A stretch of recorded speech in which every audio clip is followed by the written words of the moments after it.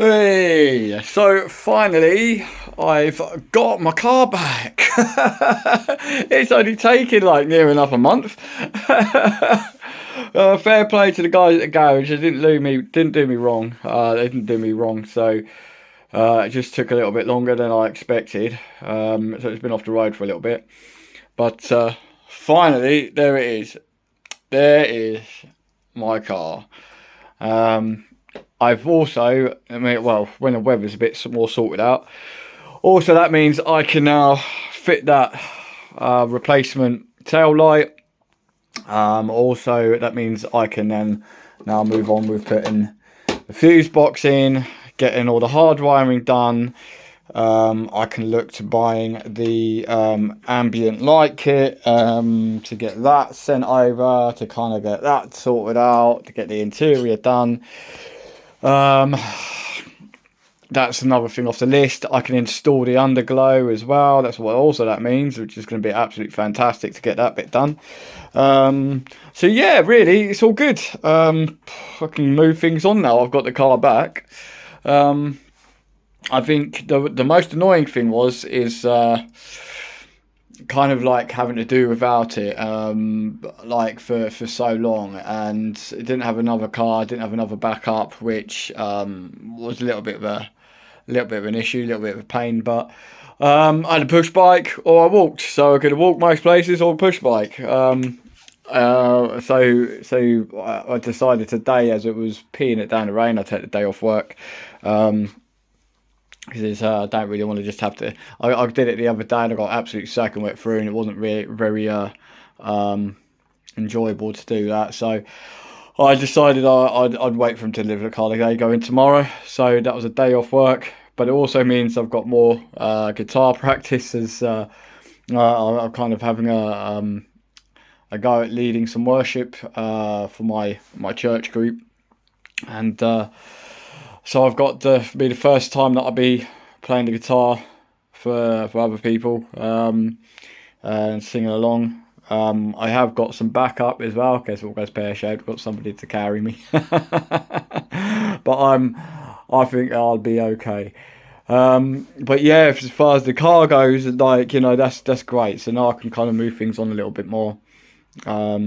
Get that little repair done. Before I put it on, I'll get that tinted up, so it's the same, and I shall start being able to figure out kind of exactly where I'm going to fit the fuse box. I have an idea, a couple of ideas running through my mind, but I'm not really going to make any decisions till I kind of look at it, and then actually I'll decide exactly where the right perfect place is. Because yeah, it's got to be accessible, but it doesn't have to be like accessible. Like it doesn't have to be like, I don't want it really on like view, but I still want to be able to get to it easy enough that I can attach to it or detach from it. So that's the kind of key thing. So where does that put us with things? So yeah, then I can hardwire it. I can start hardwiring all the other bits and pieces in once I've got that in.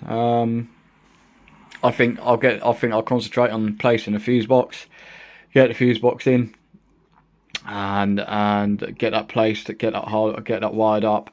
The next thing I have to do is put the switches in, and when I get the switches in,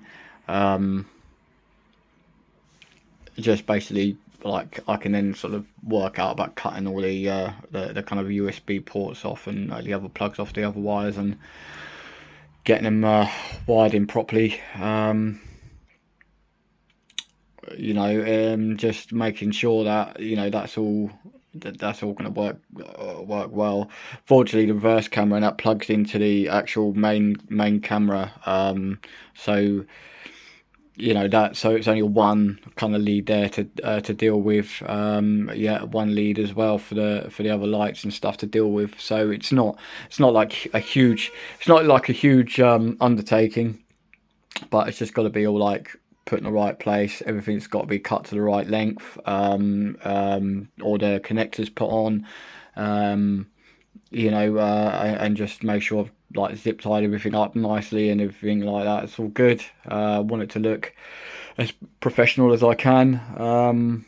But yeah, so now that's good. That's where I can go. So the next time I kind of like get on with the work, um, I might try and do that when I can get some time with my buddy, and just kind of like do some of those bits. I don't necessarily have to kind of get anything underneath the car.